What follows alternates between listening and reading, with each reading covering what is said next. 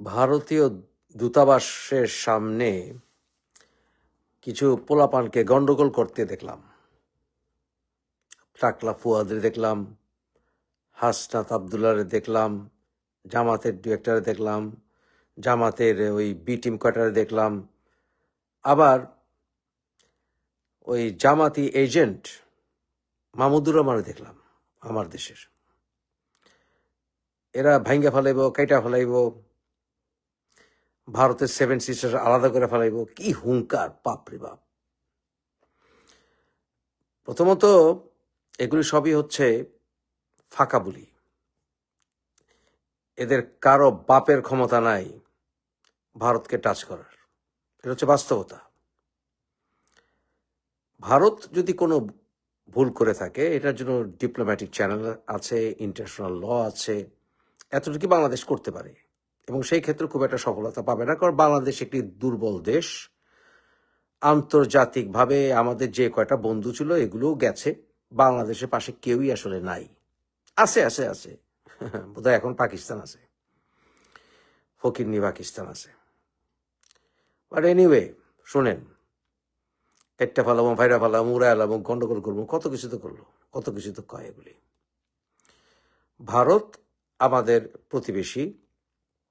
ভারত অনেক সময় আমাদের সাথে, ভারতের সরকার অনেক সময় সদাচরণ করেনি, এটা সত্য। আমাদের ফেলানি কাঁটাতারে ঝুলেছে, যার প্রোটেস্ট আমরা করেছিলাম, আমিও করেছিলাম। সেই সময় এই সকল পোলাপান তখন হাফ প্যান্ট পরে ঘুরত।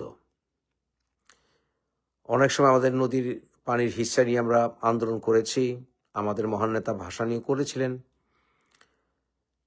আমরা বিজনেসের ক্ষেত্রে আমরা আসলে ব্যালেন্স বিজনেস করতে পারি না ভারতের সাথে। এগুলো আমাদের সরকারের বারবার বিফলতা।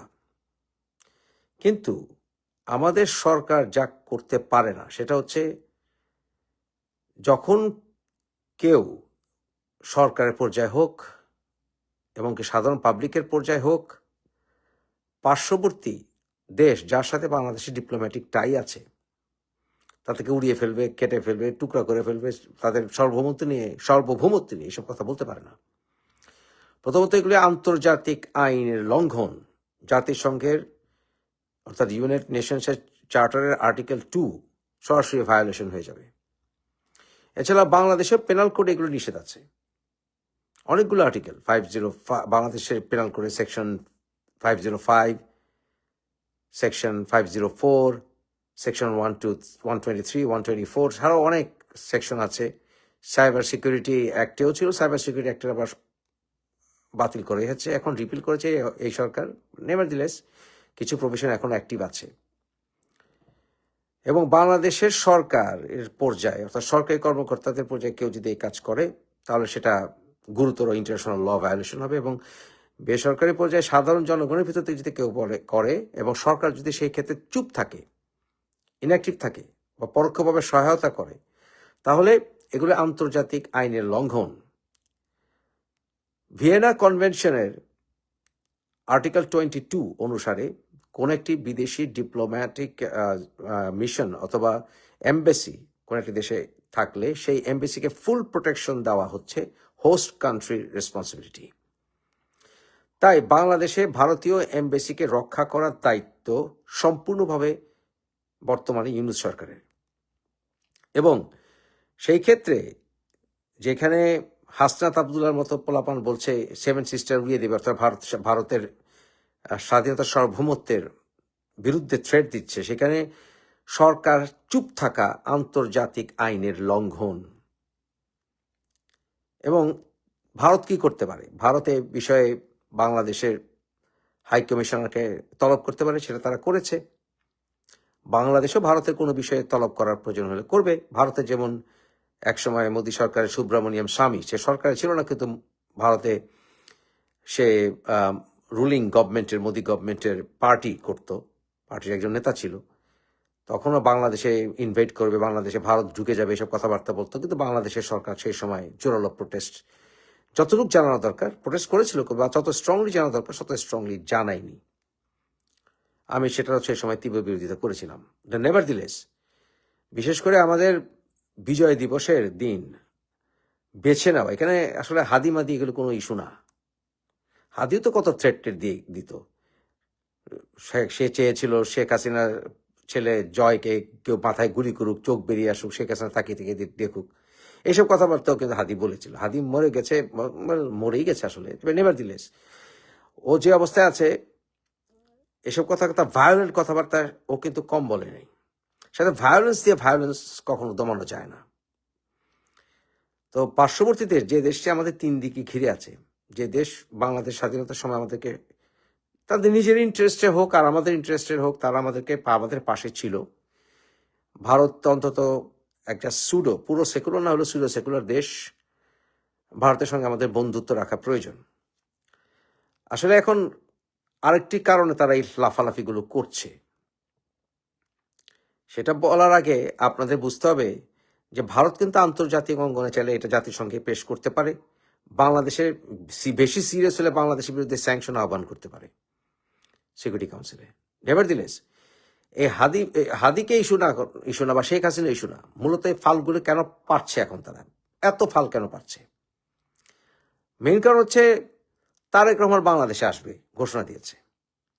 তারেকের উপর একটা ভারতকে কেন্দ্র করে ভারতের ইস্যুকে টেনে একটা চাপ প্রয়োগ করা, এটা হচ্ছে মেইন কারণ। তারেক বুঝলে ভালো, বিএনপি বুঝলে ভালো। দেখবেন বিএনপিকে তারা বিভিন্নভাবে এখন ব্যঙ্গ বিদ্রুপ করবে, চাপ প্রয়োগ করবে, যাতে বিএনপিও তাদের সুরে সুর মিলিয়ে ভারতকে কন্ডেম করে। এটা হচ্ছে ট্র্যাপ। তারেকের উপরে ইন্ডিয়াকে কেন্দ্র করে একটা চাপ প্রয়োগ করা, একটা গন্ডগোল সৃষ্টি করা, এটা হচ্ছে আসল কারণ। কিন্তু তারেকের জানা উচিত, বিএনপি নিশ্চয়ই জানে, বড় রাজনৈতিক দল, যে তারা ভারতের বিরুদ্ধে এরকম কথাবার্তা বলতে পারে না, বেফাস কথাবার্তা বলতে পারে না, বেফাস কথাকে সমর্থন করতে পারে না, কারণ তারা সরকার গঠন করার ইচ্ছা রাখে সামনে। এবং অনেকে আশা করছে তারা একটা সুস্থ রাজনীতি স্টার্ট করবে বাংলাদেশে। যদি করেও থাকে, সে কথা যদি সত্য হয়, আমিও খুশি হব যদি সেটা করতে পারে তারেক।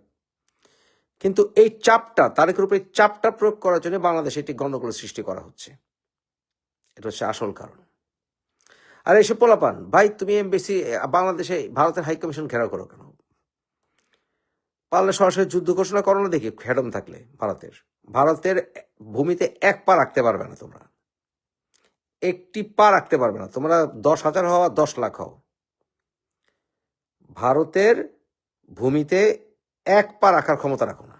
তোমাদেরকে পাকিস্তানের আব্বারা যতই তোমাদের উস্কাক, বাংলাদেশকে আর আন্তর্জাতিক মহলে একা করো না। বাস্তবতা হচ্ছে ভারত ইন্টারন্যাশনাল ডিপ্লোমেসিতে বাংলাদেশের চেয়ে অনেক অ্যাডভান্সড। এমনকি মুসলিম দেশ কোনোটাই ভারতকে ছেড়ে বাংলাদেশের পাশে দাঁড়াবে না। এই মুসলিম বাইরেও কেউ দাঁড়াবে না, একমাত্র পাকিরা দাঁড়াইতে পারে। সৌদি আরব দাঁড়াবে না, ইরান দাঁড়াবে না, কেউ দাঁড়াবে না। ভারত, ইভেন আফগানিস্তানও দাঁড়াবে না। কেউ বাংলাদেশের পাশে ভারতকে ছেড়ে দাঁড়াবে না, যতই মেরে ভাই মেরে মুসলিম উম্মা যাই বলো। এটা হচ্ছে বাস্তব, কারণ বাংলাদেশ ডিপ্লোম্যাটিক্যালি অত্যন্ত দুর্বল। এবং কোনো ইউরোপিয়ান দেশও দাঁড়াবে না, আমেরিকাও দাঁড়াবে না, আরে চীনও দাঁড়াবে না বাংলাদেশের পাশে। সুতরাং এত ফাল পারছে কেন? তারা কি ভারত দখল করার ক্ষমতা রাখে? আসলে ওই যে বললাম, মেইন কারণটা হলো তারেককে ট্র্যাপে ফেলা। বুঝতে বাকি আছে আপনাদের? দেখেন সামনে কিভাবে চাপ দেয় বিএনপিকে এরা। এই ভারতকে ইস্যু করি, বিএনপিকে চাপ দিবে, তারেককে চাপ দিবে, আবার গন্ডগোল করার চেষ্টা করবে এই জামাতি বি টিম।